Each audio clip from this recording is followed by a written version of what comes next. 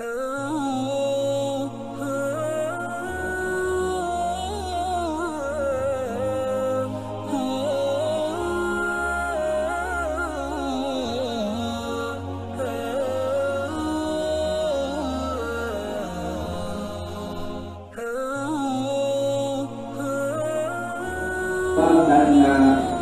kurban.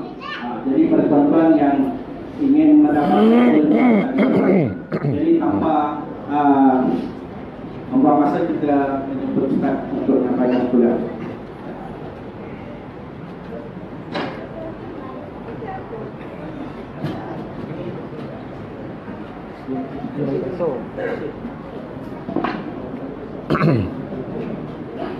Cubaan-cubaan.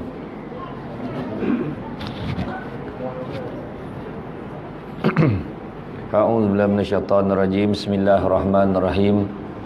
Assalamualaikum warahmatullahi wabarakatuh. Alhamdulillah, alhamdulillahirabbil alamin, wassalatu wassalamu ala asyrafil anbiya'i wal mursalin wa ala alihi wa sahbihi ajma'in. Subhanaka la ilma lana illa ma 'allamtana innaka antal alimul hakim. Rabbi shrah li sadri wa yassir li amri wahlul 'uqdatam min lisani yafqahu qawli. Terima kasih saya ucapkan kepada tuan pengurusi acara yang bahagia, Tuan Imam, Imam 1, Imam 2, Tuan Bilal, barisan jawatankuasa surau. Ini kan tolan tak boleh dengar ni. Jawatankuasa surau At-Taqwa Pandan Indah, barisan kepimpinan tempatan di semua peringkat, tuan-tuan dan puan-puan sedang jemaah yang dirahmati Allah sekalian.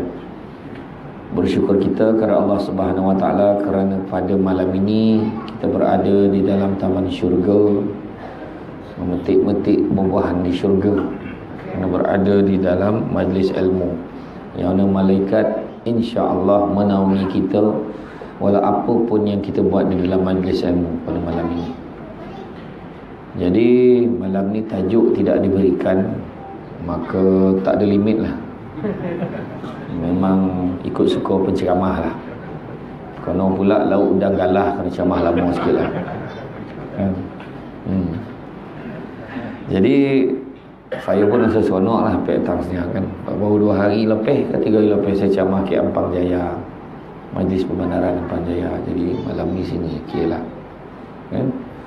Jadi malam ni kita semua melihat manusia pada hari ini. Kita mempunyai satu krisis jiwa yang sangat keteruk. Krisis jiwa yang mana ramai orang tercari-cari macam manalah hidup ni. Nampak tenang tapi kusut di dalam. Itu ayat kan. Hari ni duit banyak tapi tak settle. Duit sikit makan banyak, ya kan? Macam malam ni, mana ada bawa duit banyak? Ada tak bawa duit mana malam? Kek blekat mana datang ambil duit, tak ada kan? Tapi makan insya-Allah saja boleh. Bertambah kan? Tak ada masalah. Ada orang tu duit banyak, rumah besar, tetapi tak tenang. Tu krisis jiwa pada hari ini. Ketenangan jiwa. Itu sebab Nabi sebut dulu, sesungguhnya di dalam diri manusia itu ada seketul daging. Jika baik daging itu, maka baiklah seluruh tubuhnya. Jika buruk tu daging itu, maka buruklah seluruh tubuhnya. Ketahuilah bahawa sesungguhnya seketul daging itu adalah hati. Jadi penyakit hati, penyakit hati dah selalu saya sebut ada 3. Yang paling biasa tamak, dengki, sombong. Tu 3 normal, semua orang tahu. Buang 3 penyakit ni insya-Allah senang hati. Masalah itulah yang paling susah sekali nak buang. Nak pula hari ni alat bantuan untuk dengki, sombong dan juga tamak ni banyak, mudah, semua ada depan mata. Itu sebab orang dulu-dulu okey, sebab bondo tak banyak, duit memang tak banyak, jadi tak ada nak lagi dengki. Apa yang ada lah mak ayah kita kan. okey lah tu. Dan orang kita memang sampai sekarang jadilah apa nak buat kan orang kita kan.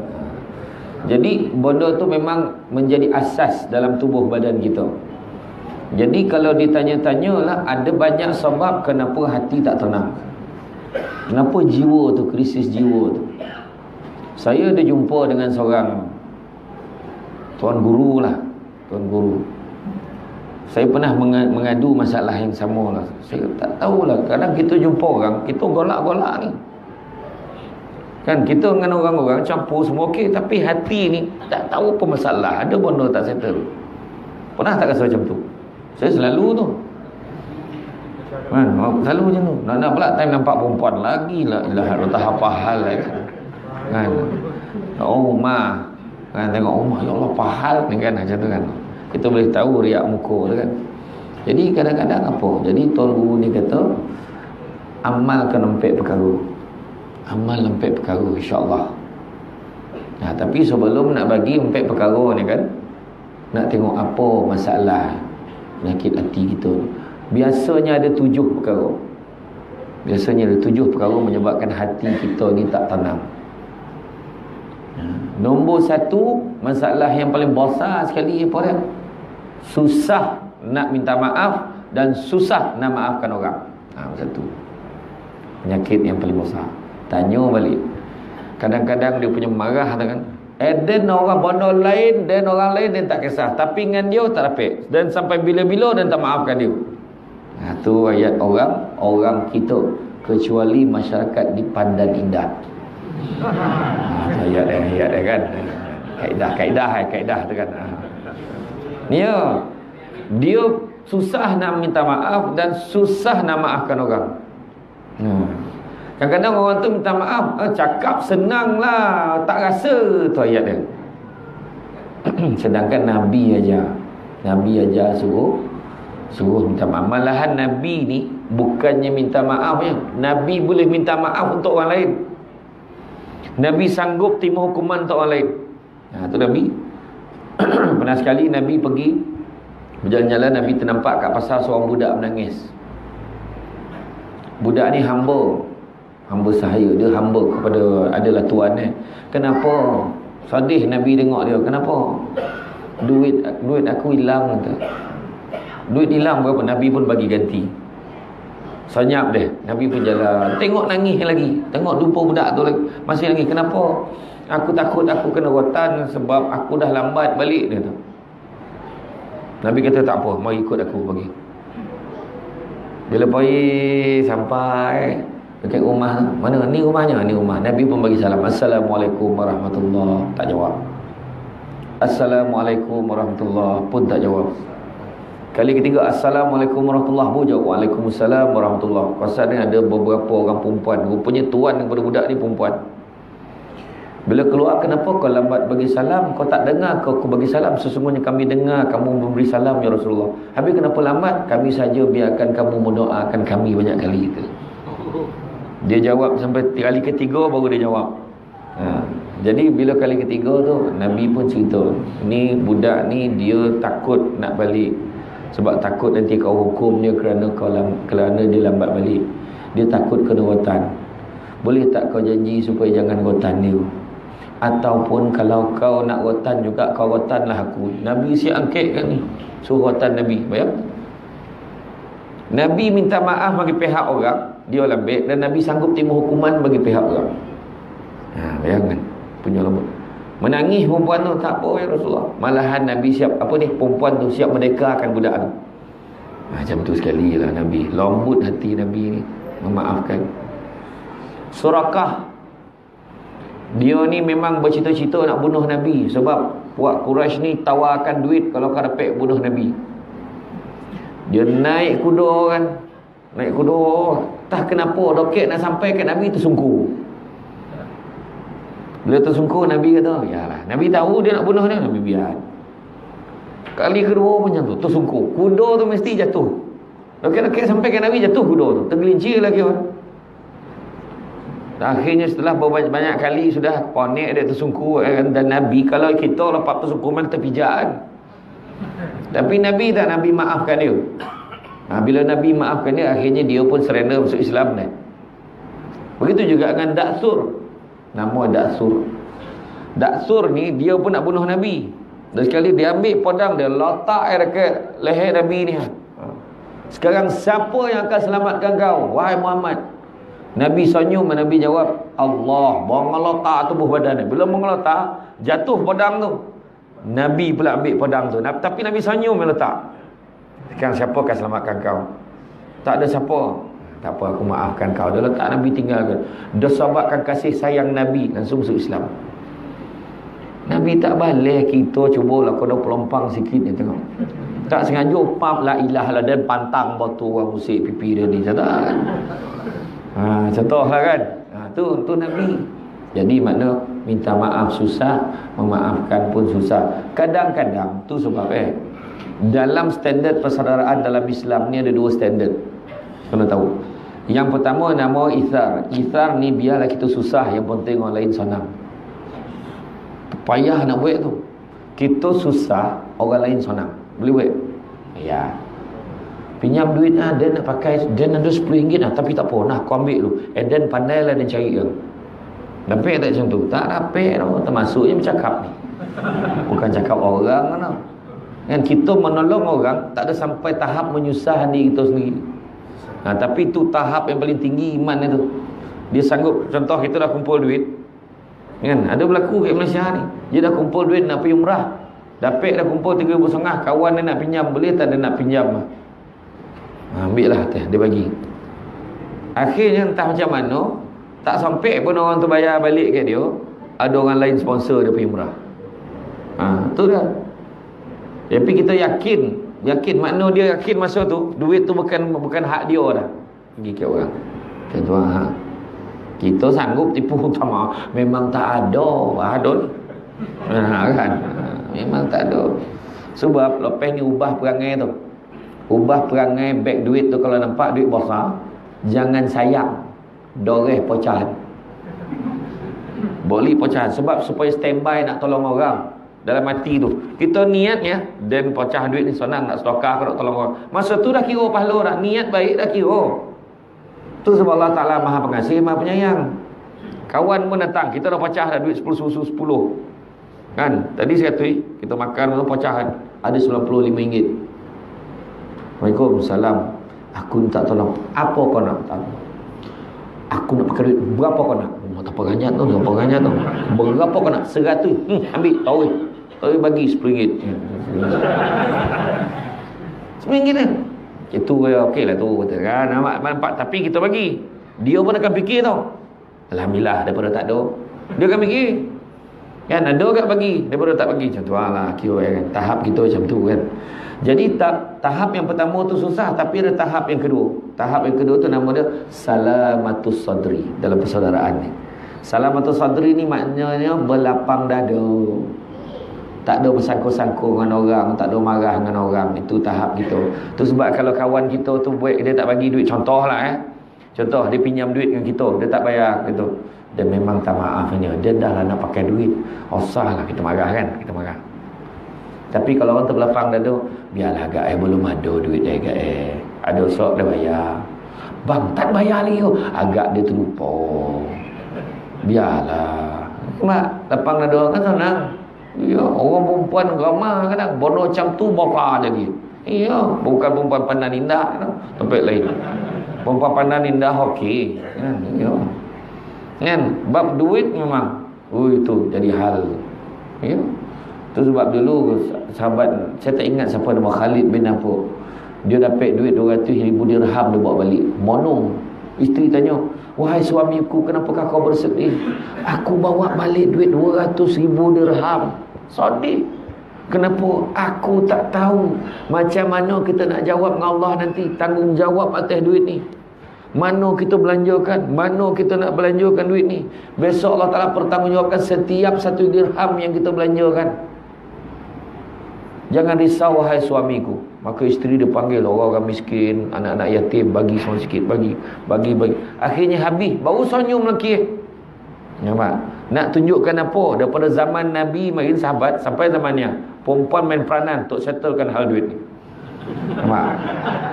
Kalau duit banyak, tak tahu nak buat apa, jangan risau. Jangan risau bang, tahulah saya belanja tahu kan. Contoh lah kan. Contoh. Jadi makna kata jangan lapang dada. Lapang dada. Ya? Minta maaf dan juga memaafkan.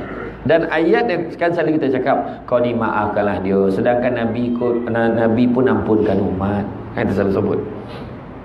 Dan ramai juga yang menjawab macam ni. Itu Nabi, Eden bukan Nabi je. Kalau donga ke Nabi, koci hati Nabi. Nabi buat baik, Nabi buat macam-macam, sampai keluar ayat, laqad kana lakum fi rasulillahi uswatul hasanah liman kana yarjullaha wal yawmal akhir wa zakarullaha katsira. Sesungguhnya Rasulullah tu contoh ikutan terbaik. Kita sebut tadi tujuan kita biar dia maafkan sahabatnya sebab dia ni tujuan dia baik. Tahu kan? Sebab Nabi tadi memang contoh ikutan terbaik. Kenapa tak nak ikut? Kenapa nak ikut yang tahu-tahu ke? Nak dengar kalau Dan jadi kau dan tak bagi can, kau jangan. Tu wakil setan. Setan ada wakil dalam masyarakat ni. Kau tak payah tau. Kau jangan, kau biar, kau jangan mengalah. Wah, dia lah cakap. Tu wakil-wakil dia tu. Tapi orang yang baik dengan cakap, sabarlah, kau maafkanlah dia, lagi senang jiwa kau. Iya, kita maafkan dia, dia minjam kita, dia tak bayar kan, dia tak bayar, yang tu ada kategori yang lain. Dia tak nak bayar, kita maafkan dia, sudah yang tenang kita. Tak ada hal, ada duit ada, tak bayar sudah ada. Dia tu nampak kita nak lagi sebab dia tak tenang. Nampak tak? Macam tu lah. Hari ni adalah zaman ni orang yang memberi pinjam malu pada orang yang meminjam. Kita tak tahu macam mana nak minta ke orang yang pinjam dengan kita tu. Dia buat dek je. Yang paling best sekali, nak tanya apa? Bila kau nak bayar duit dia? Ada kau nak pinjam dengan kau? Tu tak tahan tu. Yang tu tak. Soalan tu yang paling bisa tu. Masuk pinjam marin, kau main panjang karangan ni. Kan nak nyampai hujung nak meminjam tu. Bila kita cakap, tahu je, perangan pertama dah cakap, ada kau nak pinjam? Masa bila dia nak bayar dah? Tu ayat yang paling best. Tak apalah, kalau kau tak ingat, tak apalah. Dan ada simpan lah. CCTV Mahden pun ada. Contoh kan. Tu yang pertama. Dan ingat, dalam memaafkan tu, saya nak beritahu dalam masyarakat, bila minta maaf, tak ada syarat. Minta maaf, nak berbaiklah, nak berdamai, tak ada syarat. Baiklah. Dan boleh maafkan dia dengan syarat. Tu memang tak nak baik tu. Saya cakap saya. Walaupun orang ikut syarat dia tu, tetap tak baik. Saya cakap saya. Sebab cerita lapang dada tadi. Dan minta maaf lah, dan kahwin dengan janda kau tu. Dan takkan maaf dia. Dan terasa dia, terasa. Marin yang kau pergi bercerai bini kau, apa?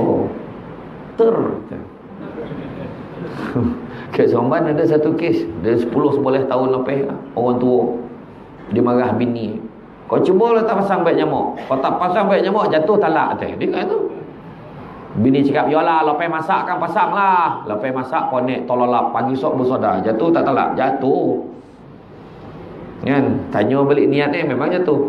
Maksud kau tu bila? Malam ni lah malam tu jatuh. Laki 65 tahun, bini 60 tahun. Tak berbaloi betul. Koi kat pejabat agama, ustaz tu tanya, apa kono corai ni cik? Itulah nak rujuk lah apa sebab baik nyamuk. La ilaha illallah. Sebab tak kukuh langsung kan. Tak ada syarat. Lagi satu, kalau kita minta maaf, ikhlas, contohlah kan kita bergaduh dengan orang, kita minta maaf. Bila kita minta maaf dengan orang, saya minta maaf banyak ya semua. Yalah, dia kata macam tu. Kalau orang tu tak maafkan, kita ni dah settle. Dia dengan Allah Ta'ala tak settle. Tergantung dah. Tu lah kita sebab kena ikhlas. Tu sebab pandang minta maaf tu, pandang betul. Saya minta maaf banyak lah. Kalau poluk-poluk. Ya, ingat tu. Tu sebab 3 benda tu. Allah Ta'ala tekan tanya. Nikmat, amanah, ketiga silaturahim. Nikmat, tanya nikmat kita. Yang kedua, amanah. Apa tanggungjawab kita, kerja kita, tugas kita sebagai ketua, sebagai imam, sebagai apa, sebagai bendahari, sebagai pengurusi surau, sebagai ketua lorong, ketua belia ke. Jangan main-main tau. Ketua belia jaga kenduri dia tak datang, sesaja tak datang. Amanah tanya, jangan cakap. Nah, kau ingat kocik-kocik tak tanya. Kerja pejabat kan, kerja pejabat swasta, bukan kerja kerajaan pun, kerja swasta. Macam photostat tu, photostat pejabat tu guna untuk photostat minit mesyuarat penduduk. Dah tak amanah dah tu. Pen pejabat bawa balik rumah bagi anak pakai, tak amanah. Kocik-kocik macam tu pun tanya, ini kan pula jawatan menteri.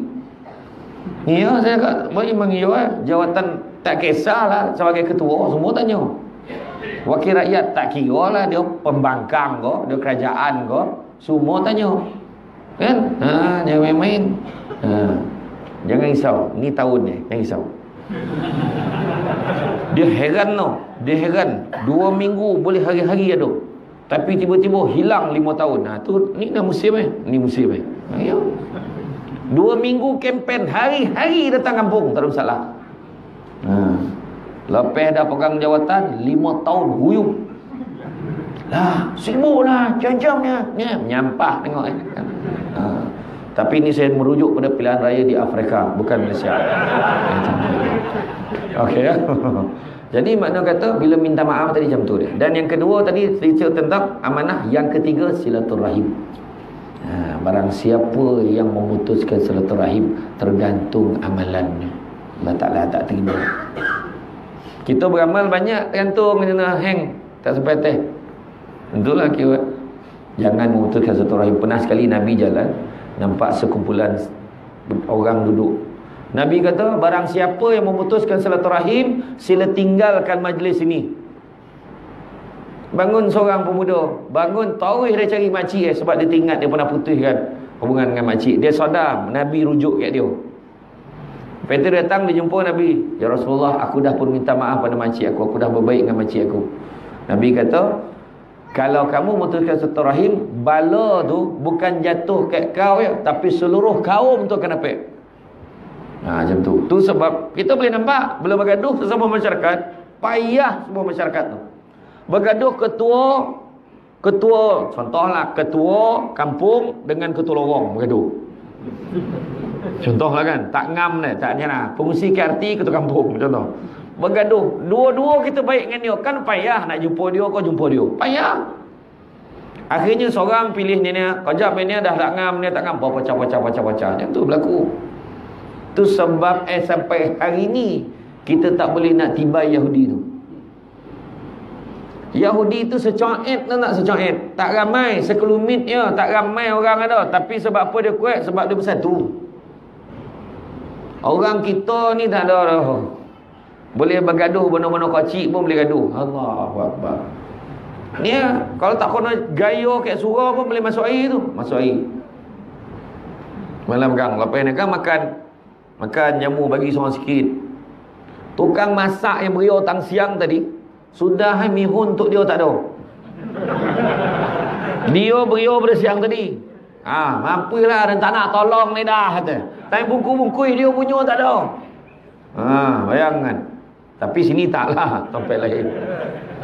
Tapi bukan mihun kan malam ni kan? Bukan jadi mana tahu. Tu kan itu. Kan sampai katanya tu kan. Ya, jadi makna kata dia maafkanlah macam tu. Jadi silaturahim nak kena jaga. Susah. Bila pun semua orang susah. Tu sebetul Nabi sebut tu satu kaum tu kena.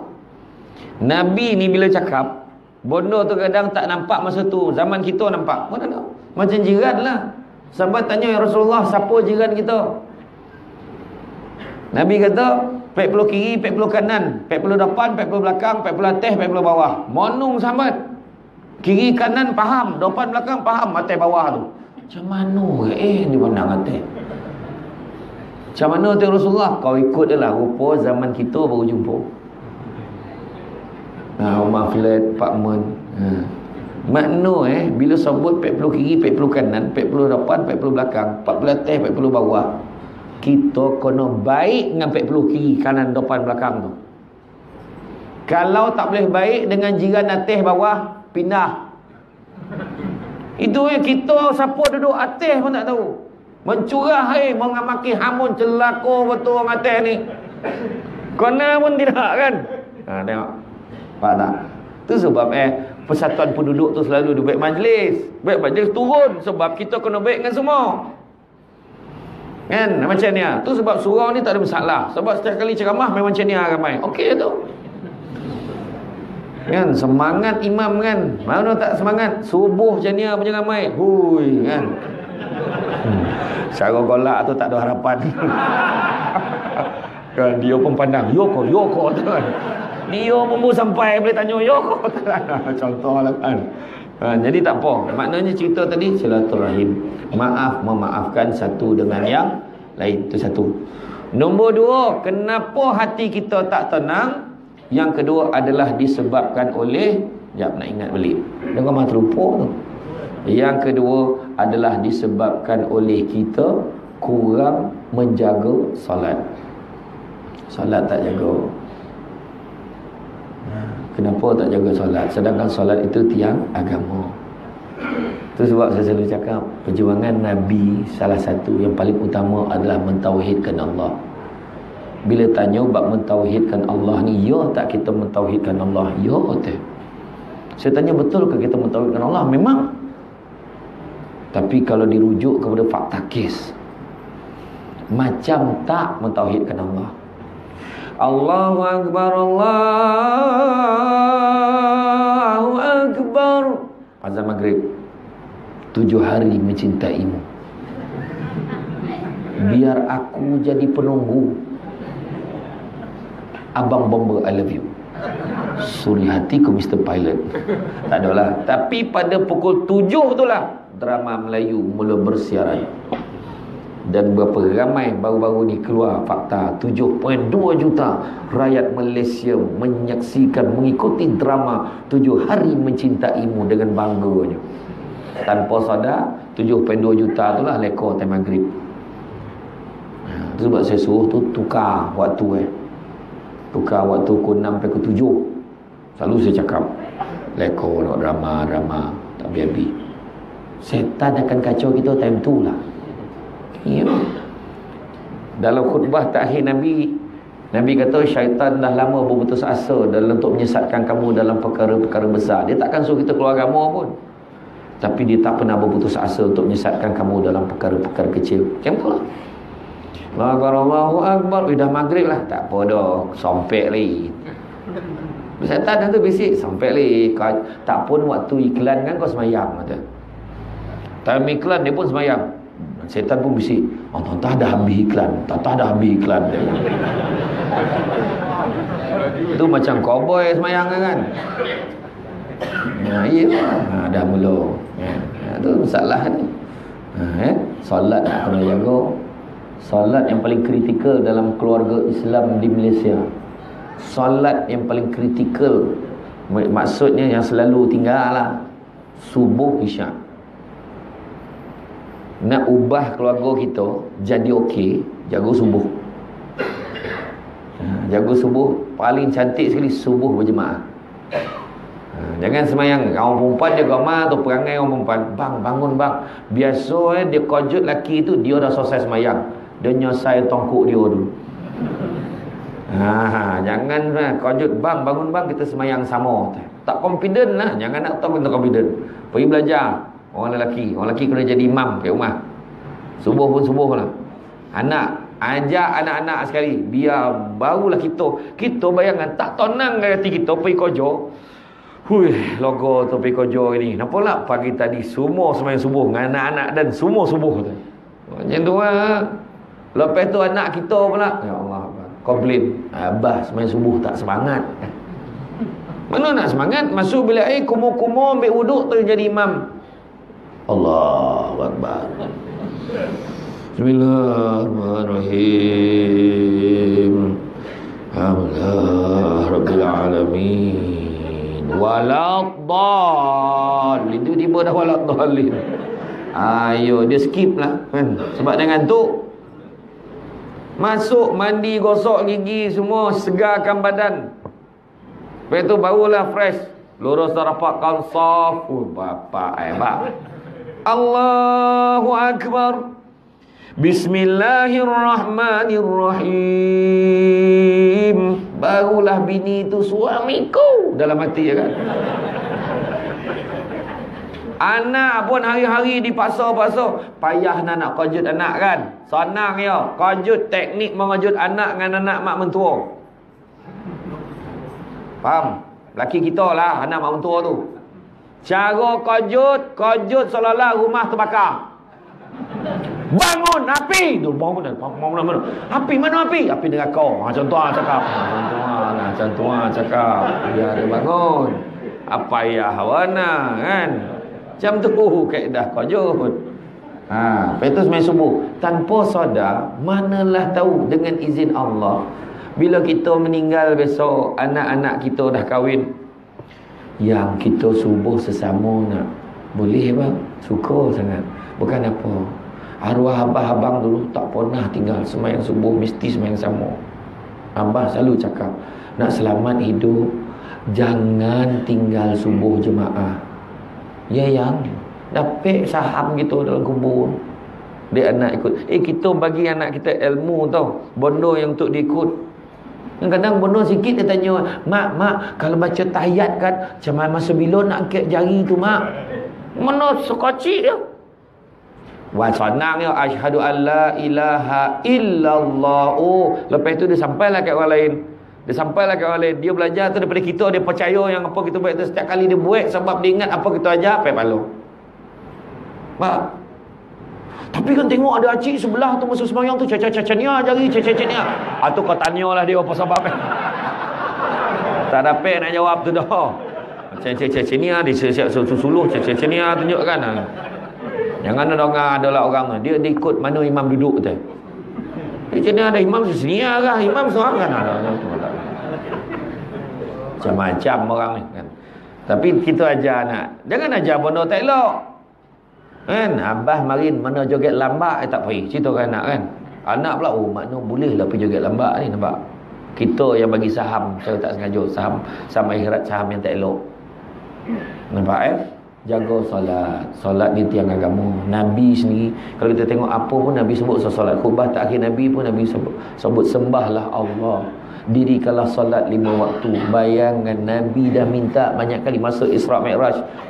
Nabi 9 kali naik turun minta diskaun dengan Allah Ta'ala waktu semayang. Daripada berapa waktu? 50 waktu naik turun 9 kali naik turun, akhirnya tinggal 5. Itu pun Nabi Musa kata kau naiklah, tak terbuai umat kau dah. Malu dah aku. Malu. Biarlah 5 lah. Bersaksilah wahai Muhammad, 5 waktu ni pun boleh umat kau nak buat. Itu ada yang cakap tu, Nabi patut kau naik sekali lagi je. Itu akal lah tak nak semayang tu, kau hajar betul. Nombor telefon nak berbual dengan Allah, nak berkomunikasi dengan Allah 2 empek, 3 empek. Jangan lupa nombor tu. Kalau empek, 3 empek tak sampai. Kan? Pek ya. Tak sampai. Zuhur asar sebab pergi kerja, malu dengan orang dia pergi semayang. Empek ada pek tak sampai dah. Macam pergi haji lah, pergi umrah. Saya nak tanya. Kan? Kita pergi umrah kan? Okey. Kalau tak cukup syarat kena apa? Hadam kan. Kalau tak cukup rukun tak sah kan, batal kan. Cuba baca sikit rukun Islam. Kalau tak semayang, macam mana nak cakap kau Islam? Senang bahasa situ. Macam tu tak kulan berani mengaku Islam, semayang tidak. Kan? Dia lagi teruk period daripada perempuan. Kadang ada perempuan tu banyak poning tengok lelaki lah, bocor kan, bodoh kan. Sian betul tengok lelaki dia. Tak apa jenis pakai iPad pun tak tahu. Dia 1 tahun period kan. Tak tangga-tangga. Kan ilah Allah tahu betul kan. Jaga. Tu cerita tiang agama tu solat nak kena jaga. Yang ketiga, pucuk hati tak tenang bayar. Kadang-kadang makan benda haram tanpa sedar. Yang sedar tu tahu. Rasuah tahu. Benda tu minum arak tahu. Judi tahu, tapi contoh kadang-kadang bondo yang subahat ni, bondo yang nipih-nipih ni. Contoh pergi kojo. Kalau cakap, kau makan rezeki haram ni. Polak dan kojo makan gaji bulan-bulan masuk bila dan makan gaji haram. Tak ada duit haram. Tak sedar. Pergi kojo gaji sama, tapi kojo beza-beza. Orang tu kojo daripada pagi sampai petang. Ekau minum menterdarah sampai petang. Minum. Pagi sampai pejabat kadang-kadang tengok handphone lu. Ada tak dalam senarai tugas tak masuk handphone tu? Siap tulis dah WhatsApp, time kojo. Hai, sunyi je grup hari ni. Apa kojo kau? Dalam grup WhatsApp berio berbalih-balih time kojo. Masuk ke dalam senarai tugas? Tak masuk. Orang dulu-dulu masuk mula-mula pakai handphone, pergi kojo, off handphone, simpan dalam laci. Nak telefon kita hal emergency saja. Telefon main office. Siapa cakap boleh telefon time kojo? Contoh kan. Tak sadar. Tu sebab termasuk yang cakapnya. Bayangkanlah saya ceramah, Assalamualaikum. Jadi pada hari ni saya balik WhatsApp. Jap Lepas tu ceramah balik. Pokoknya ceramah ambil balik WhatsApp je kan. Untuk kan. Lepas tu pergi minum. Pukul 9 nak minum kat mana? Minum. Pergi minum kan. Dia memang ada halakoh grup minum itu. Ketua bergantung pada siapa buat kereta. Tu ketua. Hari ni tak ada dah. Kita kerja kat Pandan Indah. Asyik-asyik minum kat sini. Tukar tempat lain. Mana nak minum ni? Kita minum kat Seremban. Mak Seremban minum. Pergi minum 1 jam balik. Sampai pejabat jumpa lah orang kampung. Ya Allah, kau kerja sini ke? Dah lama ke sini? Dah lama lah. Minum dia 15 lepas minum. Yang ada lah kau tarik minum lagi. Tengah hari jemput budak balik sekolah. Belum kerja ni lah. Kau jemput budak balik sekolah. Balik Pukul 2 tak balik dah. Pukul dekat Pukul 3 masuk pejabat. Orang tak tanya tahu betul jam Pandan Indah ni. Masa bila tak jam Pandan Indah ni? Dia time subuh dengan apa yang tak jam ni? Kan? Lepas tu minum potang nak lagi. Minum baru masuk. Dan poning ni ponik. Jam teruk. Jom minum. Minum lagi. Sampai pukul 4. Pukul 4 sampai kat meja baru nak start kojo. Wih, dah pukul 4. Ya Allah, tak terasa betul kojo. Memang lah. Tiba-tiba dah pukul 4 dia kata. Dah mood nak balik. Nampak? Lepas tu kita boleh cakap rezeki kita halal. Nampak tak? Tu sebab tu sebab Timbalan Mufti Negeri Sembilan Ustaz Nur Razamih beritahu, persoalan nak kita tanya pada hari ini adalah bagaimanakah nak menghalalkan rezeki yang kita makan. Tengok balik senarai tugas kita, baiknya. Duit yang bukan tu klaim lagi. Kan? Klaim benda yang tak ada. Asal mileage kau lebih tinggi daripada dia. Wahai tompek yang sama. Udan tak tahu jalan dan pusing roundabout tu 3 kali. Contoh lah kan. Ada seorang staff saya dulu masa saya kerja kat Seremban. Dia buat overtime. Dia dah nak pension. 2 tahun terakhir dia buat overtime setiap hari pukul 10 sampai pukul 10 malam. Saya tanya, wah Cik Aziz, overtime setiap malam pukul 10 malam. Banyaklah duit overtime ni. Tak tuan. Saya 2 tahun ni memang saya overtime sampai pukul 10 malam dan saya tak claim dia. Kenapa pula? Takut-takut dulu ada yang terlebih terkurang. Mana biarlah. Mungkin saya boleh bayar dengan cara ni dia tu. Lagi satu tompek kojo ni lah. Saya dulu dapat buat loan dengan bank. Saya dapat buat ni dan bosarkan anak saya masuk universiti. Saya dapat beli rumah. Saya dapat ni. Inilah tompek kojo saya. Itulah cara saya balik. Mudah-mudahan Allah Ta'ala terimalah cara saya balik ni. Dia kan tu. Sampai 10 malam. Melainkan ada hal yang boleh tak buat overtime. Bayangkan. Setiap hari tu tak claim. Saya kata handa tu. Bos pun tak dapat baik macam tu. Tu yang rezeki yang haram tu. Aku dah jaga.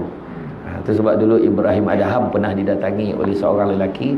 Dia kata, wahai Ibrahim Adham, aku nak buat maksiat. Aku tak boleh tinggal maksiat. Macam mana?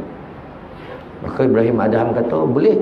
Kalau kau nak tahu buat maksiat, boleh dengan syarat kau boleh jawab 5 soalan ni, kau buatlah maksiat. Macam mana cara?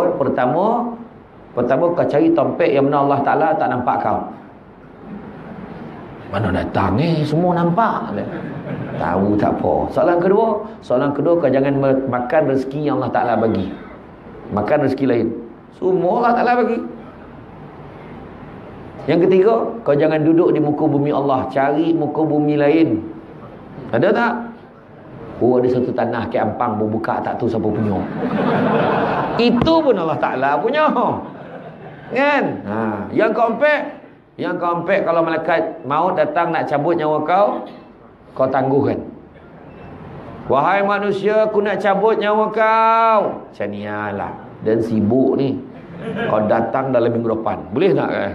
Tak mahu ni dah. Kalau dah tu time mati, tentulah. Dan kemudian yang kelima, tatkala malaikat nak masukkan kau ke dalam neraka, kau tangguhkan. Bagi aku hidup dulu, aku nak ibadah dulu. Lepas ni baru kau tentukan aku masuk syurga ke neraka. Akhirnya jangankan 5, 1 pun tak boleh jawab. Kan? 1 pun tak boleh jawab. Tu dia. Tu yang kedua. Yang ketiga dah kan? Ompek lah kau. Ompek ke 3? Tak. Maksud saya tadi, hati tak tenang tadi. Keempat. Orang yang catit kena tanya. Kau dah lah tak mencatit. Saya tu khabar. Pek 5. Tak, dia bukan apa. Sangka baik lah. Dia yang zaman Nabi Marim, ada seorang yang hafal kata-kata Nabi ni, ayat Nabi. Tahu hafal. Simpan dalam kepala. Nama Abu Hurairah. Ni kira geng-geng Abu Hurairah lagi orang. Enggak lah. Cuba tanya orang mengangung. Yang pertama tadi, ulang balik. Yang pertama tadi, sebab susah nak maafkan orang. Yang kedua, sebab dia tak jaga solat. Yang ketiga, sebab makan benda yang haram. Okey, yang keempat adalah daripada aspek hutang. Hutang tadi saya sebut tadi. Hutang tak bayar, rasa tak tenang. Hutang ni bukan duit itu sebenarnya. Macam-macam hutang. Dan janji dan akan pastikan kau baik dengan dia. Contohlah kan. Itu hutang tu. Walaupun bukan bentuk sifat duit. Memang tak tenang jiwa orang mukmin sekiranya dia berhutang. Bila sebut tentang hutang ni kan, ada 2 kategori. Ada orang tu kategori tak boleh bayar, memang tak boleh bayar. Dan ada satu kategori lagi sengaja tak nak bayar. Elakkan jadi kategori yang sengaja tak nak bayar. Sebab barang siapa yang tak nak bayar, dia akan dihimpunkan akhirat kelak di kalangan pencuri. Orang yang pencuri perompak ni, dia duduk dalam kategori tu ke akhirat itu sebabnya. Jangan kita. Sebab apa? Bila kita berhutang, ada kalanya kita sebenarnya tanpa sadar kita mengambil hak orang lain. Hari ni berapa ramai orang minjam duit tapi tak bayar, saja tak nak bayar. Ada. Budak yang pergi belajar tu, minjam duit apa semua. Yang kesian tak saya marah tu bukan sebab pinjam tu tak nak bayar, kesian kat penyamin. Kan? Berapa ramai pensyarah saya tu nak pergi luar negara tak lepas, padahal dia jaminan orang. Jaminkan anak saudara, jaminkan anak buah. Sudah yang anak buah belajar luar negara, bukan yang tak bayar, tak balik Malaysia pun. Duit melampuh. Macam mana nak tenang? Dia tu pun tak tenang, kita pun tak tenang. Kan? Tapi tengok hutang lah. Abang mari dah janji, kalau dia laki tak ada, abang kan bela dia. Jadi sekarang macam mana kata kau? Ni nampak kata kan. Lain macam hutang tak dengar kau macam malam tadi tu, kira hutang tu hutang cakap deh. Tak ada. Abang banyak hutang, apalah hutang janda sampai sebilo, tak tanya saya pun tiba-tiba nak bela janda tu pula. Kau ni, kita kena sayang janda-janda ni. Kan contohlah kan. Jadi makna kata kita sebut tentang hutang, duit. Benda tu pun boleh menyebabkan hati kita tidak tenang. Seterusnya yang menyebabkan hati kita tidak tenang adalah disebabkan, jangan ingat balik. Seolah-olah terlupa lah sekarang ni, tak apa hal aja. Yang kelima dah kan. Yang kelima sebab tak ingat mati. Nak ingat mati memang kena kalau nak tenang memang kena ingat mati. Sebab orang yang ingat mati ni, Allah Ta'ala akan muliakan dia dengan 3 hal. 3 hal. Apa ni? Yang pertama, dia tidak akan melengah-lengahkan taubat. Yang kedua, dia akan bersyukur dengan apa yang ada. Dan yang ketiga, dia akan rajin beribadah kepada Allah. Itu dia. Itu sebab orang yang ingat mati dia akan tenang. Dia taubat, dia hati tenang, dia tak ada fikir lain lah. Pergi surau masjid. Kan Abu Laits kata jaga tujuh perkara. Pertama, jaga lisan kita, mulut kita bila bercakap. Kadang bercakap tak sadar tu kan, ni macam ni lah, macam ni. Sekarang ni lisan ni ada dua. Satu lisan berlidah, yang satu lagi lisan berjari. Lisan berlidah yang kita cakap, lisan berjari yang bercakap pakainya. Pakai jari, WhatsApp, WeChat, Facebook. Jaga. Fitnah yang paling senang sekali yang berjari, tanpa sadar. Tu lisan juga tu. Lisan tak jaga. Cakap macam ni. Dia kata macam ni lah kan, dia kata walaupun dia taib. Dia kata macam ni dalam WhatsApp tu. Dia kata macam ni dalam Facebook tu. Dia kata. Sekarang ni kalau buka dalam Facebook, tak kurang 6 ke 7 fanpage Syamsul Debat. Yang saya buat satu, Al-Hijrah buat satu, yang lagi 5 tak sesapo buat. Siap jawab soalan yang tak terdaya tu. Apa pandangan ustaz macam ni lah, masa bila dia jawab ya? Jaga-jaga. Jangan saya kena beritahu ni, sebab takut besok dia jual barang, tuan-tuan balik. Nak pergi nak pergi umrah sampai ke KLIA tak tahu apa pergi. Takut macam tu. Orang kan ni macam-macam, saya pun tak tahu nak trace macam mana orang tu. Takkan nak cakap kalau dia boleh berhenti tak buat kerja macam ni kan. Betul. Banyak orang buat sendiri je. Dalam Play Store kan, cuba type aplikasi Syamsul Debat, dah ada. Tanya saya pun tidak. Susu kau yang buat kan. Tapi setakat saya nampak dia bawa kebaikan, saya biarlah kan. Saya bukan heboh nak royalty ke apa benda, tak ada. Ni semua yang kawan-kawan saya yang datang, yang jual madu, malam ni madu tak datang. Bukan madu saya tau, madu labah. Kawan-kawan madu tak datang. Apalah. Yang jual madu labah ke jual minyak wangi, semua sahabat-sahabat dia datang meniaga. Saya okeylah tu. Dia bukan saya pun. Dia tolong jual barang-barang dia. CD tu pun saya kata elok tu, sebab tolong orang kampung. Macam orang Pokan tak apa, buka YouTube. Wan-wan kat kampung tu toboh YouTube. YouTube tu apa benda kan. CD dia. Tokan YouTube dia wan, dia nak CD dia. Dia lagi CD. Dapat dia tengok Syamsul Debat. Aduh kan. Jadi contoh kan. Jadi makna kata kita cerita tadi ingat mati sana. Ingat mati kan, syukur apa yang ada lah, sebab kita bila-bila boleh mati. Pasangan suami isteri yang naik kereta tu, kereta kocik tu, tak adalah pasal benar kereta, kena himpap dekat tiang, mati. Dia pun tak tahu itu kali terakhir dia jumpa anak dia keluar dah mati. Macam kita lah. Anak-anak semua tinggal rumah, mak abah nak pergi surau melanggar kat kereta. Bukan minta, tapi contoh macam tu.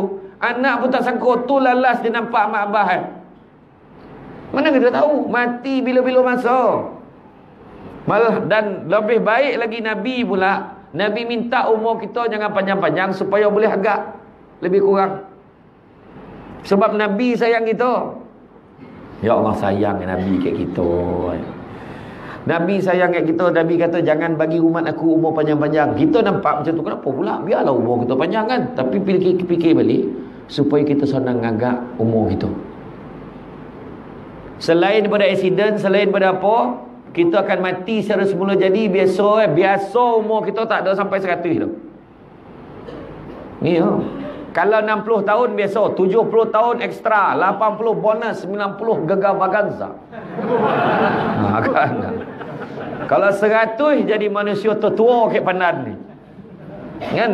Jadi makna boleh agak jadi, makna tak payahlah buang masa. Dan ni dah tak ada apa dah nak kerja. Betul tak? Kita umur 60 dah cakap dah. Dan dah tak ada apa nak kerja dah. Cukuplah tu. Bini dan 2 tu cukuplah. Contoh, orang perempuan macam ni tagak marahan. Tak, bini dan seorang tu cukuplah. Kan anak-anak dan tu cukup. Sekarang ni dan hidup dan ni lah dia. Dengan Allah Ta'ala yalah. Kan kita, sebab kita dah tahu. Udah penghujung dah. Bayangkan umur kita sama macam umat Nabi Nuh. 950 tahun. Kau berapa tahun lagi naik pencen? Adalah dalam 700 tahun. Umat alam. Lama lah nak tunggu. Lagi parah kan? Lagi parah. Kan? Iyo. Macam tu lah kaedah. Jadi tak patut benar kita tak sayang Nabi. Kita pun kena sayang Nabi. Kita kena sayang. Kita tengok sahabat sayang Nabi macam mana. Waktu Jibril beritahu Nabi, wahai Muhammad, ketahuilah bahawa wahyunya sudah lengkap dan agamamu sudah sempurna. Beritahulah kepada semua umatmu. Selepas ini aku tidak akan turun lagi untuk menurunkan wahyu kepadamu, wahai Muhammad. Maka Nabi pun sampaikan, bagi semua sahabat-sahabat, bahawa sesungguhnya telah sempurna agama kita. Bila sabut macam tu, kau main riang semua. Agama kita telah sempurna. Sayyidina Abu Bakar yang sedih, balik rumah, tutup pintu, kunci, mau nangis-nangis dalam rumah. Sayyidina Umar heran, apa lah dia sedih. Ajak sahabat pergi rumah Sayyidina Abu Bakar. Wahai Abu Bakar, apalah kau sedih lah? Bukan macam tu lah cakap Edon. Ni apa-apa lah bunyi pilah lah tu. Kan ni translate. Jadi kenapa kau sedih wahai Abu Bakar? Manakala pula aku tak sedih. Dalam setiap kelebihan tu pasti ada kekurangan. Memang benar agama telah sempurna. Bermakna lengkaplah sudah tugas Nabi. Dan Nabi akan kembali kepada Allah. Dia tidak akan bersama dengan kita lagi. Anak-anaknya Husain semua akan menjadi anak yatim. Isteri-isterinya akan jadi janda. Langsung menangis. Sahabat menangis. Bila menangis, todonga sampai ke rumah Nabi. Sahabat-sahabat dekat rumah Nabi pula kata, ya Rasulullah, kenapa tu ada bunyi orang menangis, menjerit di rumah Abu Bakar? Semua pergi. Bila pergi pula, kenapa ni, kenapa? Bila tanya, Rasulullah ni kenapa ni? Maka sahabat pun tanya, betulkah ya Rasulullah, dengan sempurnanya agama ni maka kau akan kembali kepada Allah? Ya, memang benar aku akan kembali kepada Allah.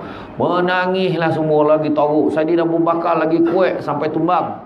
Saidina Abu Bakar sedih. Saidina Ali punya mengelotong-ngelotong sedih, tak payah nak cakap lah, sedih betul. Macam tu lah sayang kat Nabi. Nampak tak? Kita macam mana? Ni cerita mengelotong kita pun sentuh kan? Macam tu lah fikir gitu. Tak patut benar. Waktu Nabi nak dicabut nyawa tu kan, Nabi sebelum Nabi nak meninggal, Nabi tanya, aku ada tak siapa kebutaan dengan siapa-siapa? Nabi kata, ada tak kebutaan dengan siapa-siapa? Ada seorang lelaki nama, saya tak ingat nama. Dia beritahu, ada sekali tu dia kata, lelaki ni datang, pemuda ni datang, dia kata, ya Rasulullah, aku teringat lagi masa tu aku nak datang pergi ke engkau, aku nak cium bau badan kau. Dia kata, waktu aku nak cium bau badan kau ya Rasulullah, waktu tu engkau dengan tak semena-mena engkau terus memukul unta kau sebab kau nak pergi. Masa tu dia kat atas unta. Nabi atas unta, Nabi nak jalan, Nabi pukul tokono kat dia. Bam, kono kat badan dia. Birat kata. Tak tu saya tambah birat tu. Tapi kono kat dia lah. Bila kono kat dia, dia jalan. Jadi tu ya Rasulullah, kalau begitu pergi ambil tongkat aku tu, cemeti yang aku pakai tu lah, barang aku pakai pergi minta ambil dekat Fatimah, cik rumah. Ambil Fatimah kenapa? Sebab dulu Rasulullah pernah ni, jadi sekarang ni nak suruh qasas, nak suruh balas balik. Ambil bawa balik, datang kan. Masa tu Abu Bakar kata, macam ni lah, kau janganlah pukul Nabi, pukul aku. Yang tu. Lepas tu tak, mesti Nabi. Budak dia cakap, semua macam sedih lah, menangis-nangis ni. Sayyidina Ali kata, kau pukul aku. Kemudian anak cucu Nabi pula datang, biarlah kami, kau pukul aku samalah seperti kau pukul Rasulullah, kau pukul aku. Menangis-nangis semua dah. Lepas tu Rasulullah kata, biar dia pukul aku. Rasulullah dah angkit dah baju Rasulullah, menangis-nangis semua, tak dapat nak cakap lah, sedih. Sudah dia dah dapat tu kan, dia tahu pergi ke Nabi, dicium Nabi tu. Dia cium badan Nabi tu. Bila cium badan Nabi tu, dia kata, aku sebenarnya bukan nak balas pun, aku nak cium kau daripada dulu. Tu yang sebenarnya aku nak. Lepas tu Nabi kata, bersaksi lah siapa nak masuk syurga, tengok dia hutan. Tengok muka dia, sampai masuk syurga masa tu. Bila Nabi sebut, semua orang pun, semua peluk dia, cium dia masa tu. Nak tunjukkan kasih sayang pada Nabi. Kita macam mana? Khabar sayang Nabi, tapi sunnah Nabi pun tak baik. Sunnah Nabi, apa yang paling senang pun tak nak buat. Sunnah Nabi senang-senang tu buat, senyum sunnah Nabi. Pun payah, belagak sana, senyum. Kan? Senyum. Apa lagi? Bagi salam. Sunnah Nabi. Nabi dengan sahabat, Nabi bagi salam dulu tau. Bukan kira dia ketua tak ketua. Dia ketua, dia bagi salam dulu. Tak menjatuhkan maruah apa. Ini baru jadi ketua. Pula dan nak bagi salam kat kau, kau bagi salam kat dan Nabi bagi salam, sampaikan sahabat-sahabat punya goram dia lah nak bagi salam kat Nabi. Tak dapat. Setiap kali berbual kan semua dah target ni, nak bagi salam, nak bagi salam, nak bagi salam. Mesti Nabi bagi salam dulu. Sampai satu peristiwa seorang sahabat menyuruh balik tiang. Menyuruh kat balik tiang sebab nak pastikan dia dapat bagi salam. Baru dia nak sogah Nabi, Assalamualaikum. Nabi bagi salam tak? Tak dapat dah. Susah benar ke? Senang. Tu pun tak buat. Istighfar pun tak buat. Berwuduk sepanjang masa, lagilah kontut tak baby. Kan? Itu sunnah Nabi. Nabi akan sentiasa berwuduk. Sebab bila kita berwuduk, kita dalam mood nak salat tau. Bila nak salat, kita akan jaga diri kita daripada buat benda-benda tak elok. Tu kan? Nampak tak? Okeylah, tu pun payahlah. Mentenarah. La ilaha illallah. Mentenarah. Makan. Kan? Makan apa? Buah tamar.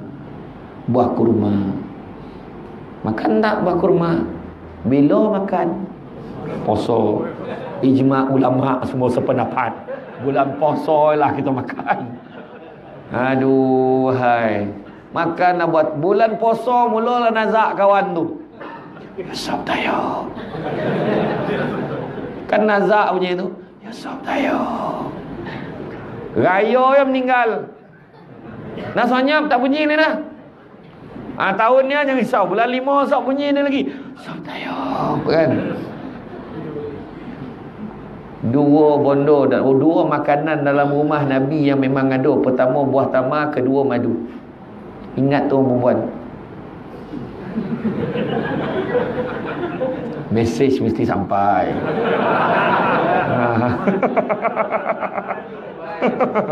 Madu loba. Orang perempuan biar torang cakap tu. Maknanya buah tamar dengan madu. Buah tamar ni paling senang tu. Jangan dongang lah. Saya marah kadang budak-budak. Ada budak-budak sekarang dia boleh cakap tu, tak biasalah makan buah kurma ni. Orang tengok ni. Kita siapa salah tu? Mak ayah tak biasa dia. Suruh ni makan buah tamar. Lepas tu pagi raya ada yang cakap tu, weh makan buah tamar. Memanglah zaman Nabi marin mana ada lamang. La ilaha illallah. Nabi sebut apa? Barang siapa yang meremehkan sunnahku, haram baginya syafaatku masuk syurga besar. Jangan meremehkan sunnah Nabi. Buatlah walaupun sikit. Nabi punya sayang gitu. Nabi bagi syarat paling ringan. Faman ahya bisunnati faqad ahabbani. Barang siapa hidupkan satu sunnah aku, maka dia sayangkan aku. Nabi tak cakap semua tau. Barang siapa hidupkan semua sunnah aku, satu sunnah aku pun sayangkan aku. Itu dia. Tanda cinta Allah, cinta Al-Quran. Tanda cinta Allah dan Al-Quran adalah cinta Rasul. Tanda cinta Rasul adalah cinta sunnah. Tanda cinta sunnah adalah cinta akhirat. Tanda cinta akhirat adalah benci dunia, melainkan mengambil dunia sekadaran untuk dijadikan bekal akhirat besok. Maksudnya apa? Contoh, kereta besar dunia, tapi bawa pergi surau, pergi masjid, ada faedah. Rumah besar dunia, tapi dalam rumah tu kita makmurkan sebagai tempat perlindungan untuk mengaji, untuk semayang. Ingat, dunia bukan tompek tinggal, tapi tompek meninggal. Faham? Macam Bangla lah, Bangla datang Malaysia, dia makan sikit dia membubu nasi tu membukit. Lepas tu dia ambil kuah kari tu macam tu lah makan. Sap baru RM1 lebih. Duit banyak, bawa kapuk simpan, kirim. Kek Bangla dia manusia paling kaya sekali, kek Bangla tu. Bila dia balik rumah besar, makna dia susah kat sini, senang kat sana. Biarlah dia jalan pimpin tangan pun. Sesama jantan kan. Wah, dia kan. Biarlah dia baju bolang-bolang pun. Kau cakap lah. Biarlah polis tu gama nahan dia pun tak kisahlah. Dia kojo, biarlah tahu kojo-kojo borek dia buat. Tapi mak nak tunjukkan apa? Kojo teruk-teruk dah ada menunggu dia kat bangla sonang dia. Macam gitulah. Bila kita mengajar dunia, kumpul duit banyak, rumah besar, kereta besar, bini besar, semua besar. Sompek tu kan. Bila semua dah ada, akhirnya kita sayang nak tinggalkan dunia. Tu masalah Tapi bila kita rajin tanam sama akhirat ni, sama akhirat ni, kita sedekah, kita buat ni, kita tuang untuk akhirat. Tak sabar nak mati. Mati so relax ni. Itu sebab disebut seramai-ramai manusia yang bersia-sia di atas dunia, menyaksikan keindahan dunia, akhirnya tersentak tak kala nyawanya dijemput, kerana masa tu baru sadar yang karung bakal nak buat akhirat tu kosong lagi, tak ada apa-apa.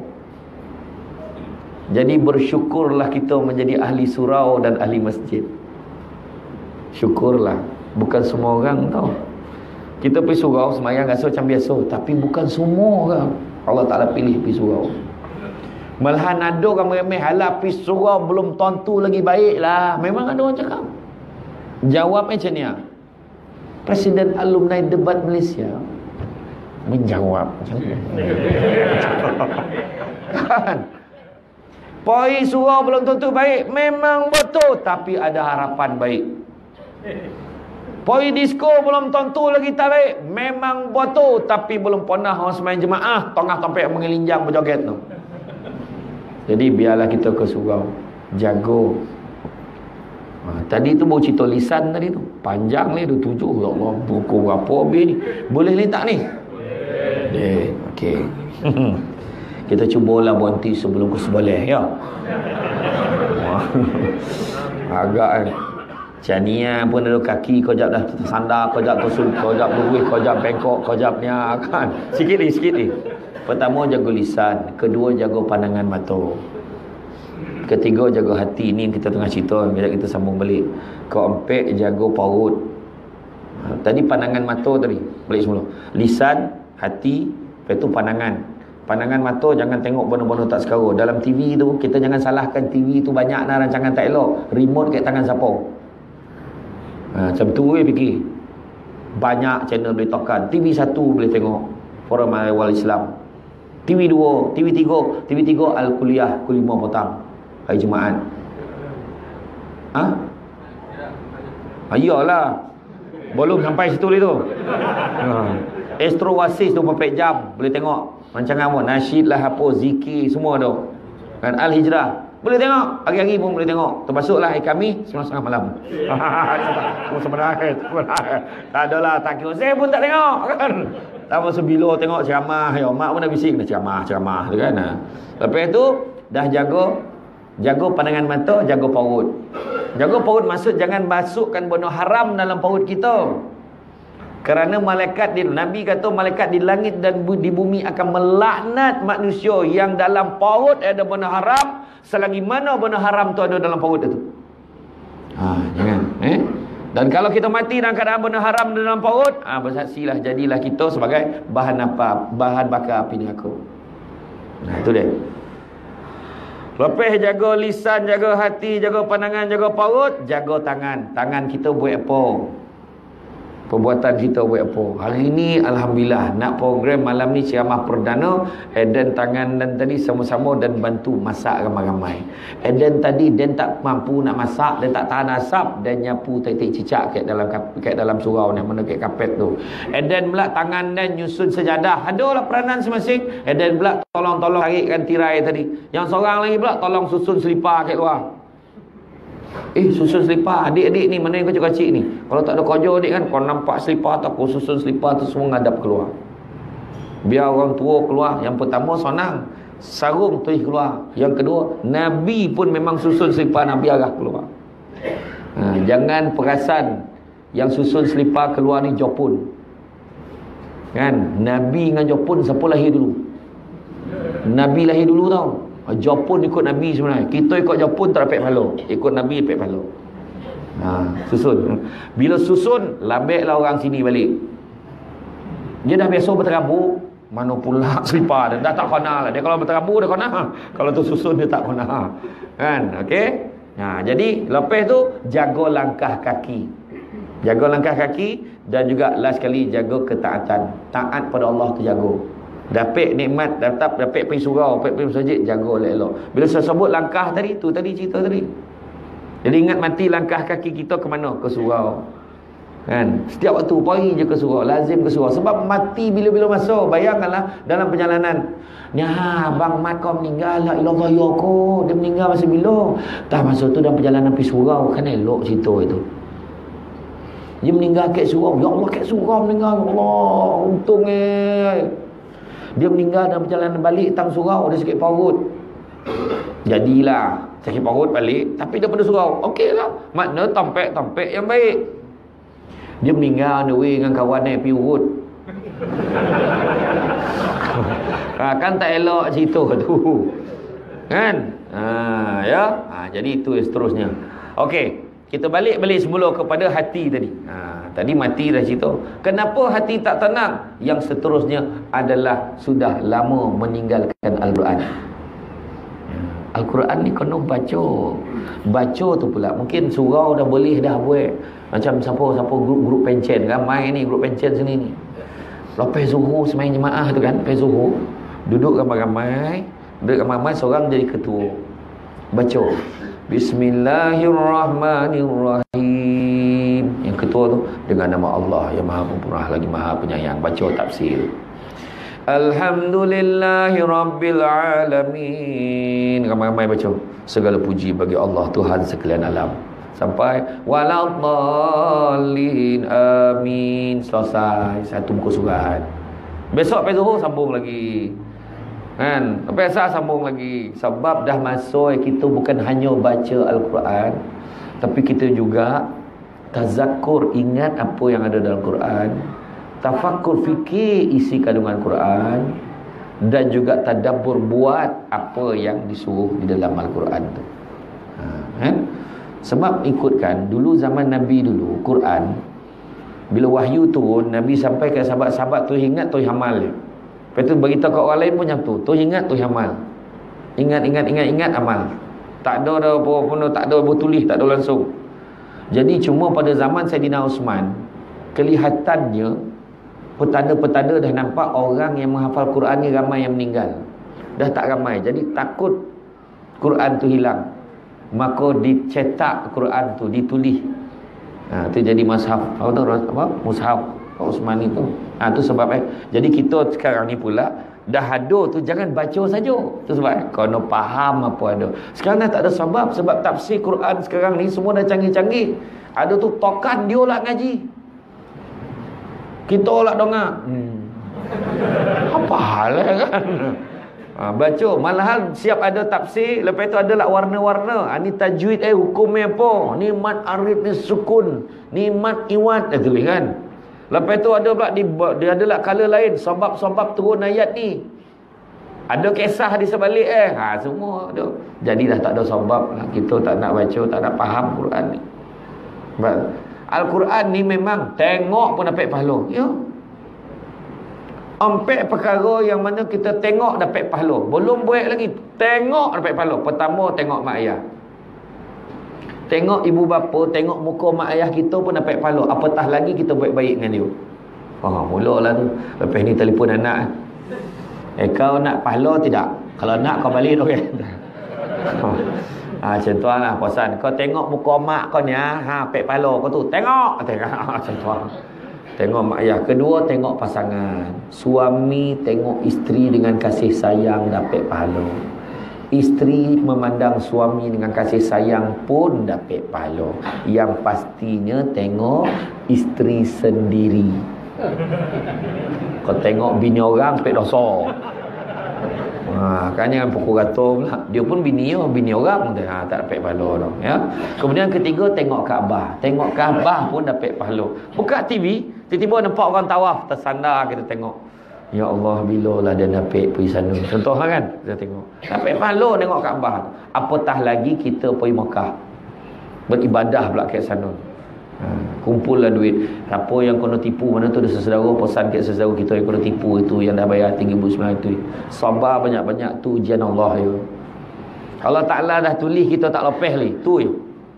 Manusia tu penyebab tu, biar dia lah. Dia menipu tu, biar kesat dia dengan Allah Ta'ala. Maafkan, kan cerita tadi? Maafkan dia. Allah Ta'ala akan bagi, insyaAllah, bagi ganti insyaAllah. Sabar banyak-banyak. Sabar ya. Kita jangan nak gaduh dengan orang. Sabar banyak-banyak. Tu yang ketiga Kaabah. Dan yang keempat apa? Tengok apa? Tengok Quran. Tengok Quran pun dapat pahala, apatah lagi kita membacanya. Sebut tentang tadi, tentang sabar tadi kan. Cuba tengok Sayyidina Abu Bakar. Ada satu ketika tu Nabi datang jumpa Sayyidina Abu Bakar. Berbual ni. Berbual dengan Sayyidina Abu Bakar. Tengah berbual datang seorang Arab Badui. Dia maki Sayyidina Abu Bakar. Pumpang dia bagi. Dia bagi dekat Sayyidina Abu Bakar. Bila dia bantai, dia balun Sayyidina Abu Bakar ni. Sayyidina Abu Bakar pandang dia. Berhenti dia jap. Tapi Abu Bakar sambung balik berbual dengan Nabi. Baik tak tahulah. Nabi senyum main tengok dia. Nabi senyum tengok Sayyidina Abu Bakar. Senyum Nabi. Arab Badui tu disambung maki tu. Tuntang. Sayyidina Abu Bakar pandang sekali lagi. Dia pandang, lepas tu dia pandang orang yang maki dia tu. Pandang. Lepas tu dia sambung berbual lagi dengan Nabi. Nabi lagi senyum dekat Sayyidina Abu Bakar. Kali ketiga dia maki. Kali ni Sayyidina Abu Bakar bangun. Dia tak tahan. Dia bangun, dia sebut segala binatang yang ada dalam kebun ni, semua sebut dah. Memangnya jam tu lah riwayat tu. Makna binatang-binatang yang ada dalam kebun Sayyidina Abu Bakar, daripada kambing sampai unta, semua sebut dah. Nak maki orang tu lah. Bila maki tu, Nabi bangun tanpa bagi salam. Nabi tinggalkan Sayyidina Abu Bakar balik rumah. Sayyidina Abu Bakar masa tu dia pergi kerja. Ni nak beritahu, suruh ingat orang pandan, kena ingat ni cerita. Bila Sayyidina Abu Bakar kerja Nabi, ya Rasulullah, maafkan aku, beritahu aku apa salah aku. Kau cakaplah apa salah aku, jangan biarkan aku terus bingung. Kau cakaplah. Nabi kata, sesungguhnya waktu kau kali pertama dimaki hamun oleh dia dan kau sabar, bila kau sabar, malaikat berduyun-duyun datang ke topi kau mendoakan kau. Kali kedua dia maki kau lagi dan kau tahu sabar, bertambah-tambah. Tu yang aku senyum tengok malaikat makin ramai dah, bergayut, senggayut semua dah, semua punya ramai Tapi sekali kau maki hamun, semua malaikat tu menghina kau, dia tinggalkan kau, dan tompek malaikat tadi diganti dengan setan. Dia pun bakar lagi. Kau marah lagi, kau marah lagi, kau marah lagi. Setan gantikan malaikat. Tu kau ingat. Tu sebab setan gemar bila kita gaduh tahu. Terutama suami isteri. Macam ni. Kau cerai biar dia tahu. Tu setan. Ya. Kan tadi dia akan menyesatkan mana-mana kocik. Setan kan. Allahu Akbar. Orang azan Allah Allahu Akbar. Lambat lagi sampai lagi maghrib ni. Tapi tu poya tak kira. Kau dia lawan kat setan ni. Dia nak pergi kat surau. Dah lambat dah ni. Pergi. Pergilah. Tapi tak apa. Tapi tak sampai tak tidak ke ni. Tak apa. Rakaat kedua, ketiga pun tak apa. Kau pandai-pandai lah bagi alasan kan setan. Sampai lah dah sudah kau semayang. Tak apa, kau salam je. Dia bawa dia orang kan perasan kau tak semayang. Setannya kau jual tu. Main. Lepas tu kalau dapat semayang pula, tu memang setan datang. Jangan risau. Allahu Akbar. Setan pun masuk semua. Dia kerja dengan cau kek rongga-rongga kita. Hidung, kek telinga, kek pelipat-pelipat, dia pun sampai. Nabi dah beritahu, kalau ada macam tu, dia meragu-ragukan hati kita, pedulian tu setan tu. Dia tiup ke hidung kita, gatal. Allah Akbar, lucu macam ni dah. Heran, tadi tak gatal, dah garu macam ni, dah pakai garpu dah. Kan? Lepas tu tengah semayang ni, kek telinga, kan air wuduk tadi dah mula koring tadi, mula tiup dia angin, mula gatal. Setan tu. Itu yang sami Allahu liman hamidah dia kan. Sampai dia garu.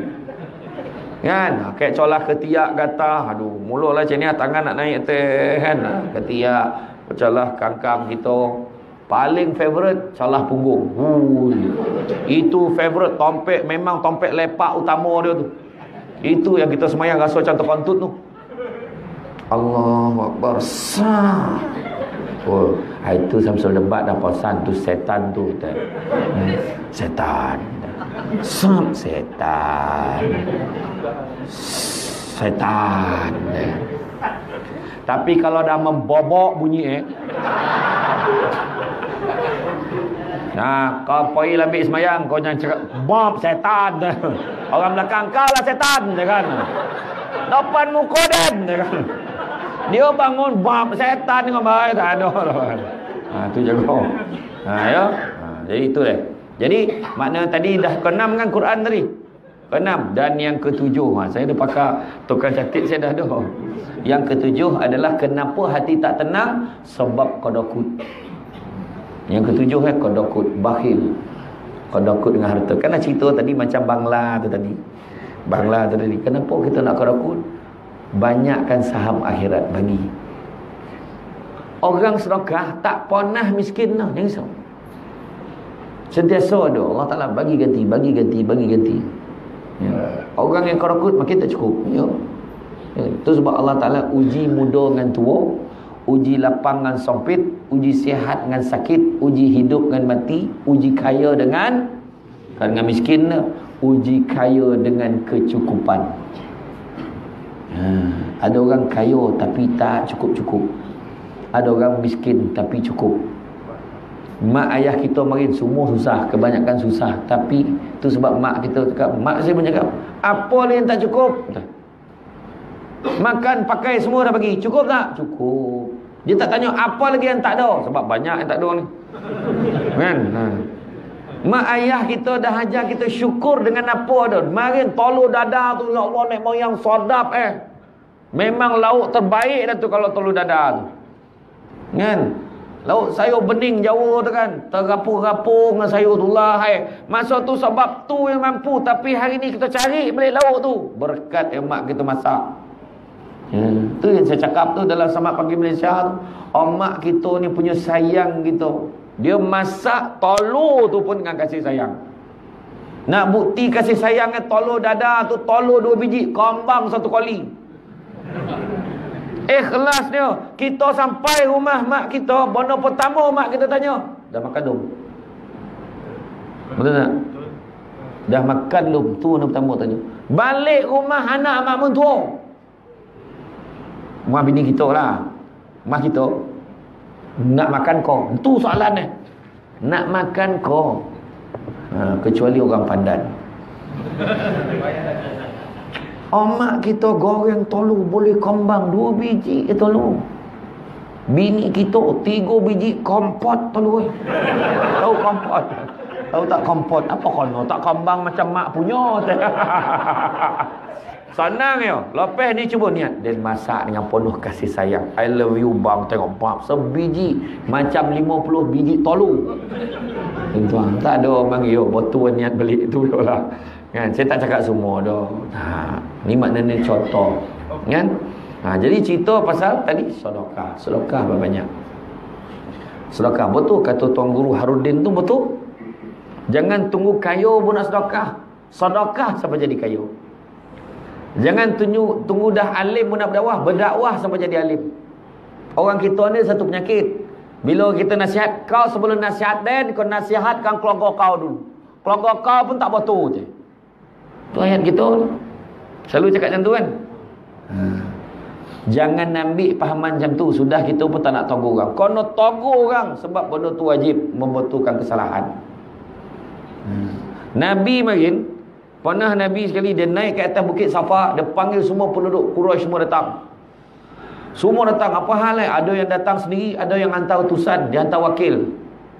Wahai Muhammad, apa dia? Percaya tak kalau aku katakan di sebalik bukit ni ada segerombolan tentera berkuda datang nak menyerang kita? Percaya tak? Kami percaya wahai Muhammad. Maka percayalah aku diutuskan untuk menyelamatkan kalian semua daripada api neraka. Maka Abu Lahab kata, celakalah kau Muhammad, kalau inilah sebab kau panggil kami semua. Abu Lahab. Abu Lahab ni siapa? Pak saudara Nabi. Maka boleh tak cakap, maka Nabi tak layak nak dakwah kat kita sebab pak saudara pun tak settle lagi. Macam tu yang fikir tu. Jadi kita kono bondo tak betul, togu.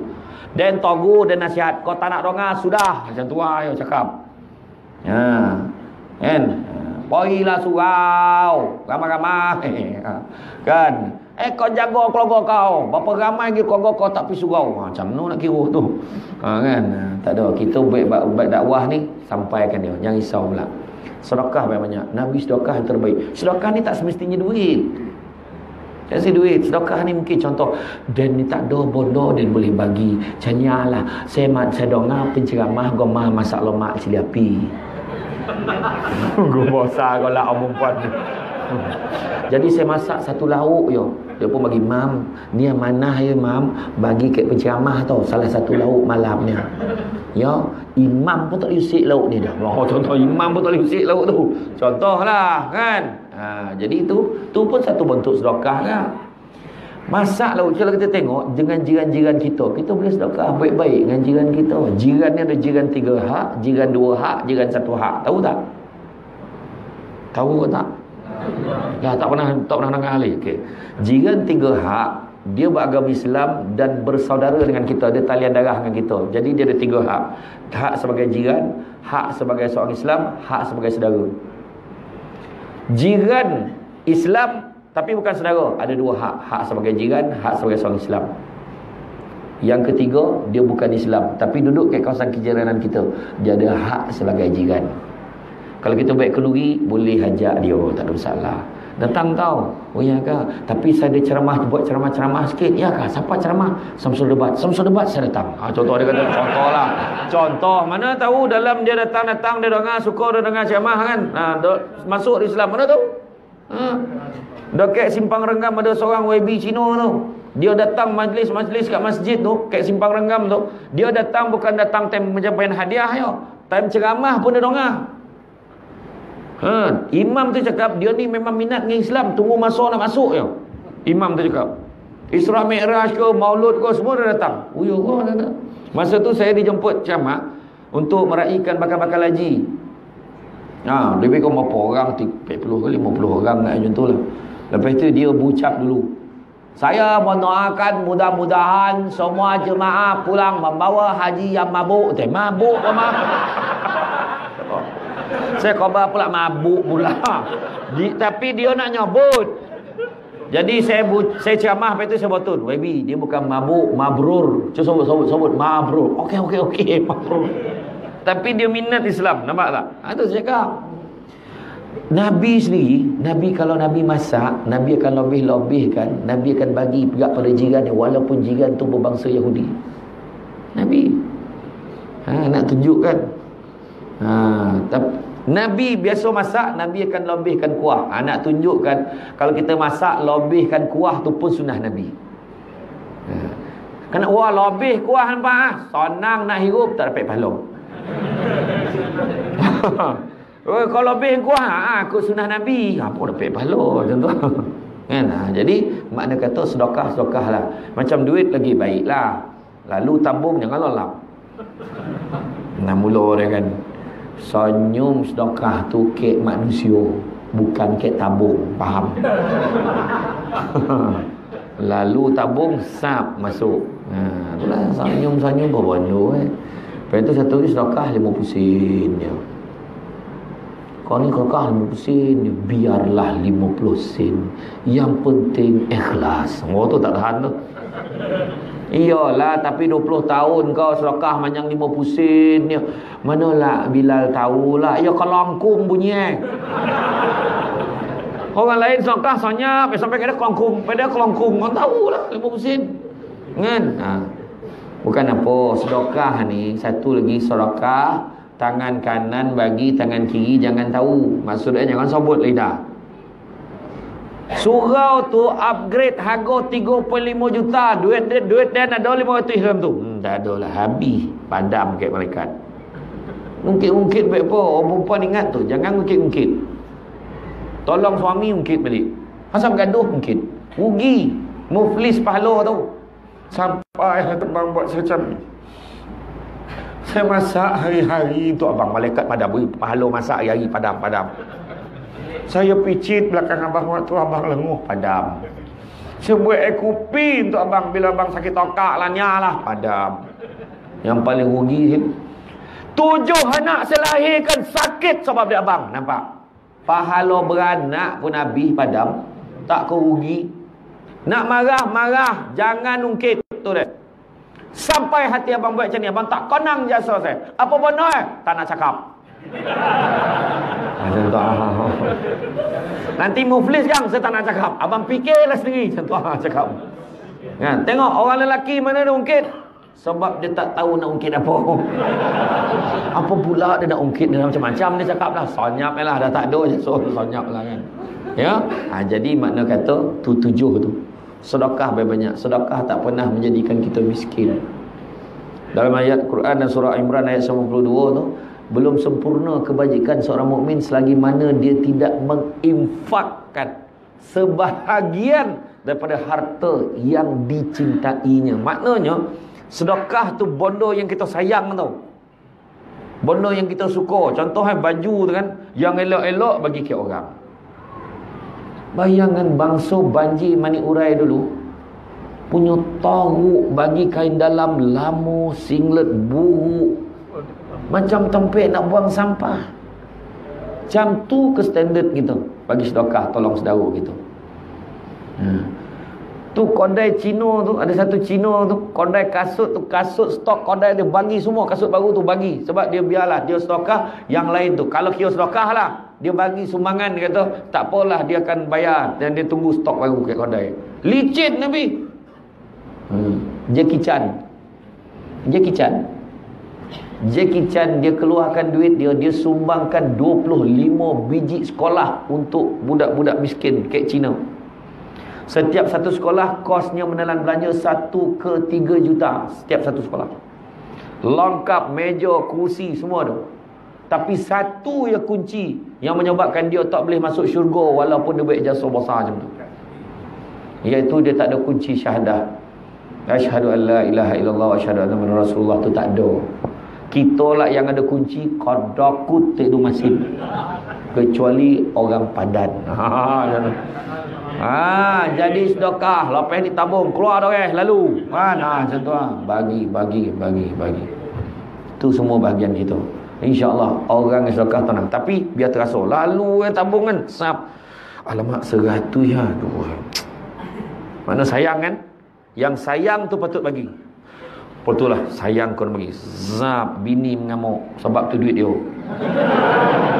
Dia pasal tadi. Biarlah duit kita kan.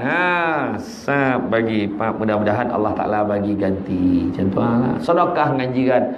Nyakak asyik goreng. Ya Allah Akbar, asyik goreng. Kau ni susah ya. Alah ambil lah. 1-0. Tak berbalik. Punya bingai ni jiran. Kau dah dapat kau balik lah mihun kau apa kau. La ilaha illallah. Esok tu bagi mihun 2-0. Lah tak balik-balik lagi bokeh ni. Sudah 30-0 sebulan. Beliau dia boleh tanya Assalamualaikum, dia nak minta bokeh. Assalamualaikum, salam, hari ni nak bagi apa? Salah tak malu Nak bagi apa ni? Tak ada. Kalau boleh nak bokeh, ada. Tak habis ya. Allah salah tak faham ni. Ni pulang bokeh kosong tu. Oh salah, janganlah jadi macam tu. Orang berbudi kita berbahasa. Kan macam tu. Bagi pulanglah balik. Kan adab itu. Bagilah.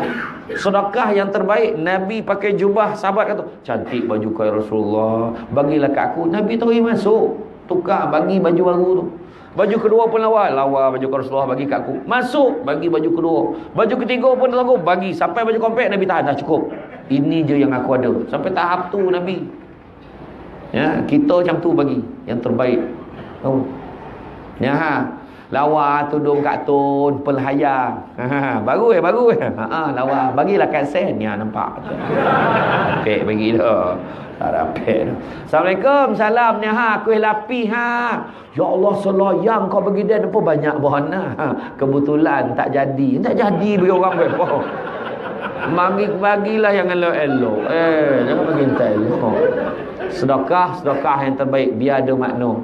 Kadang-kadang kita bagi sedekah yang jadi ada makna tu apa tau? Yang jadi ada makna tu bagi sedekah sampai kita pun dah terlupa. Orang jumpa kita, terima kasih bang, terima apa? Marin abang tolong saya marin. Apa semua bagi saya duit apa semua. Alhamdulillah anak saya dah habis belajar. Ya kok alhamdulillah, mudah-mudahan. Kau dah bayar lu enggak masa tu? Dia tanyalah balik. Tak adalah kan. Tak apa, alhamdulillah tu semua Allah Taala punya kerja tu. Eden cuma bagi apa yang dia boleh bagi masa tu kan banyak bona pun. Terima kasih bang macam tu ya. Jadi mudah-mudahan dengan 7 perkara ni dapatlah kita merawat penyakit hati kita yang tak tenang tu. Dan janji saya awal tadi, ompek pondok yang tuan guru tu bagi. Sebelum terlupa. Kalau hati tak tenang, ompek benda ni buat insya-Allah. Yang pertama selawat banyak-banyak. Selawat banyak-banyak. Bila kita selawat, Allah dan malaikat selawat pada kita. Yang kedua, jangan lupa istighfar. Sebab kita ni banyak dosa. Jadi dengan istighfar yang mampu untuk hapuskan dosa. Malahan istighfar ni juga salah satu daripada sunnah terbesar yang Nabi buat, Nabi tak pernah tinggal. Istighfar. Kelebihan istighfar ni ramai yang tak tahu, macam pahala amalan kita. Kan pahala amalan kita apa ni, dalam kitab amalan kita ada dosa-dosa kan. Bila setiap satu istighfar tu akan padam satu dosa. Satu istighfar padam satu dosa. Jadi kalau kita buat banyak, katalah dosa ada 50. Contoh 50 dosa. Kita istighfar tu 100. Padam 50, mudah-mudahan yang lagi 50 dia akan buka muka surat semalam. Buka muka surat sebelum. Tu sebab istighfar kena istighfar banyak-banyak. Tu yang kedua. Yang ketiga, hati Al-Quran sorapkan dalam hati kita. Apa hati Quran? Surah Yasin. Surah Yasin kita masalahnya baca hanya hari Khamis malam Jumaat. Buat Khamis malam tu ada hal, alamatnya memang tak baca lah minggu tu. Baca Yasin, lazimkan baca setiap hari. Baca Yasin ke handphone pun ada Yasin kan. Baca Yasin baca lebih kurang 10-15 minit. Kok gagap pun mungkin sejam lah. Kan baca. Jadi baca setiap hari. Jangan gagal, baca setiap hari. Sekejap baca sudah. Setiap hari baca. Kurang-kurang sekali. Nak masukkan hati Quran dalam hati kita. Dan yang keempat, perbanyakkanlah haukil. Apakah itu haukil? Haukil itu merupakan khazanah daripada syurga yang diturunkan khas untuk umat Nabi Muhammad. Umat sebelum umat Nabi Muhammad tak dapat. Apa haukil ni? Itulah dia, la haula wala quwata illa billahil aliyyil azim. Sarah ke Allah Taala banyak. Kita dah tak mampu, tak terdaya dah. Biarlah Allah Taala bagi yang terbaik untuk kita. Ingat tak masa Nabi pergi naik satu tangga peristiwa Mi'raj, ulang kaji balik ni. Kan tu jumpa dengan Nabi Ibrahim. Nabi Ibrahim kata, tak pernah aku tengok umat yang paling mesakin sekali umat kau lah. Miskin, kuih, koring. Dah lah umur tak panjang, ibadah pemalih. Lebih kurang macam tu lah Nabi Ibrahim cakap. Jadi Nabi Ibrahim kata, suruh umat kau tanam tanaman di syurga. Apa dia? Bacalah subhanallah alhamdulillah wala ilaha illallah wallahu akbar wala haula wala quwata illa billah lalil azim. Itulah dia. Itu khazanah dari syurga bagi. Jadi amallah ya.